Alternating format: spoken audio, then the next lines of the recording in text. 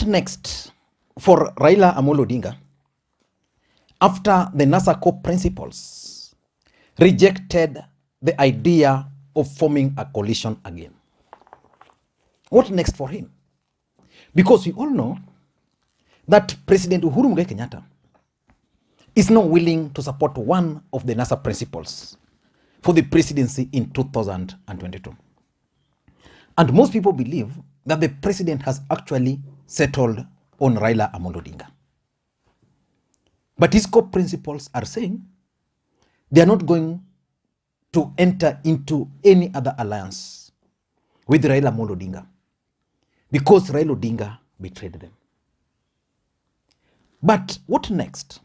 Because from what I can observe is that President Uhuru Kenyatta, through his Jubilee Party, and Raila Amolo Odinga, through his ODM Party, are already escalating talks to the next level.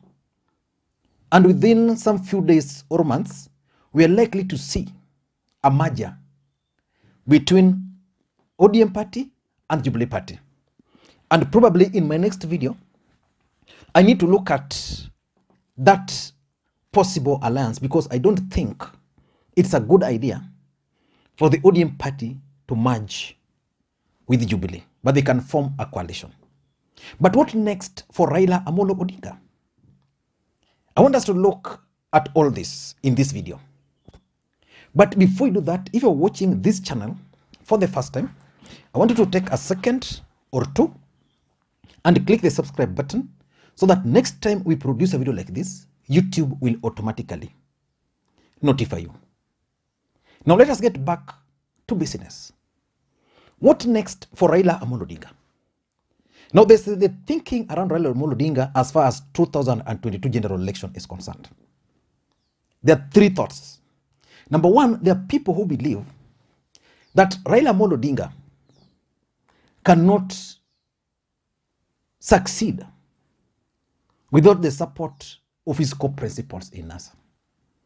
That he needs Kalonzo and he needs Musalia Mudavadi.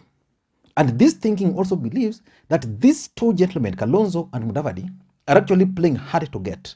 Because without doing that, their support base would be easily raided by Ruto. So they want a situation where they are seen to be tough so that the people can push them to enter into an alliance with Raila Amolo Odinga. So that's the first thinking, that Raila Odinga cannot really succeed in 2022 without the support of Kalonzo, without the support of Weta, and without the support of Musalia Mudavadi. Then there's a second thinking, which strongly believes that Raila Amolo Odinga only needs to consolidate his support base. The ODM Party, and of course he has good support base. Then with the support of the president, and of course the president will give him some votes, even if they are 1 million. The president will give him that vote and the deep state. And that's the only thing which Raila Odinga requires. This thinking believe that in this country, votes don't really count. And I've heard some claiming that the new confusion in the register of the political parties is actually part of the scheme. I don't know much about it. And then there is also the thinking that Raila only needs the deep state to win. But personally, I think that the mere fact that these two gentlemen, Kalonzo and Weta, were actually going to play a key role around Raila Amolo Odinga. If they had agreed to join hands with Raila Odinga and form one major alliance with Jubilee, then Raila Odinga would easily win that seat. But now they have refused. So what next for Raila Amolo Odinga? What are the options available for Raila Odinga? In my considered opinion, Raila Odinga has 5 options, which his team should actually go and try to implement. The first option is Raila Odinga should actually move very fast and exploit the emerging divisions in Mount Kenya. Do you know the number of registered votes in Mount Kenya? Huge. Then when you talk of Mount Kenya, you talk of places like Lamu, they are there. Places like Mombasa, they are there. You come to Nakuru, they are there. You talk of places like Nairobi. So he can exploit it, that division. And how can he exploit it? He can exploit it using what Uhuru is trying to do, split it. Then how can Raila Odinga split it? Mount Kenya East and West. Of course, there's that division already. So this is the time for Raila Odinga to raid Mount Kenya East. We have Mount Kenya West and we have East. West is basically the Kikuyu. From my own observation, the Kikuyu are already decided that for them, they can easily vote for someone else who is not a Kikuyu as the next president of the Republic of Kenya. They can even vote for Raila Odinga. But as at now, they're with Ruto. So they're saying for them, they are okay. They can vote for anybody to become the president. Because if anything, they've had the presidency, but they're not seeing the benefit. And if you go to Mount Kenya East, they're telling their brothers from the Kikuyu nation that we have always supported you guys. It is time for you guys to support us. That means Mount Kenya East now are not ready to support someone from outside. So they want one of their own. So that's the conflict. The Kikuyus are willing to support someone else. The Mount Kenya East are saying it is now our time. So Raila Odinga must move with speed. Identify someone who can be used to rally that support.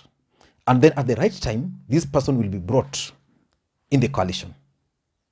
It's that simple. Let's say they go for Munya, because I wanted to explain Munya case, but I'm going to do it tomorrow, please. I can use the case of Munya coming from Meru. If Munya is coming from Meru, Moses Kuria is coming from the Kikuyu nation, Moses Kuria is going to support Ruto, Munya might decide, I'm going alone with this coalition. So they might split. Meru alone has 700 registered voters as per the last census. Then you go to Tharaka, had around 200. Then you go to Embu. Of course, Raila can also use even someone like the speaker, Muturi. But I don't see the commitment, the vigor from Muturi. So Munya would fit the bill for me. The second thing Raila can do, and I think I've always maintained this, he should engineer a runoff. If Kalonzo is running, if Kalonzo is running, Raila is running, Mudavadi is running, Ruto is running, as long as those four guys are running, and the politics of Kenya is tribal, none of them is going to get 50 plus 1%. None. So Raila Odinga should work hard, engineer a runoff. So he will ensure that Kalonzo is on the ballot, Mudavadi is on the ballot. Not one of them, both of them. Then Ruto will be on the ballot automatically. Raila will also be on the ballot. So we are going to have four guys running. None of them is going to get 50 plus 1. Then Raila Odinga should work hard to be number 1 or number 2. Then once that happens, then the former NASA strongholds can now easily support Raila Amolo Odinga. I'm sure at that stage, when Kalonzo is now out, Mudavadi is out, Raila can go to the people of Ukambani and tell them that I'm only going to run for 5 years based on my age.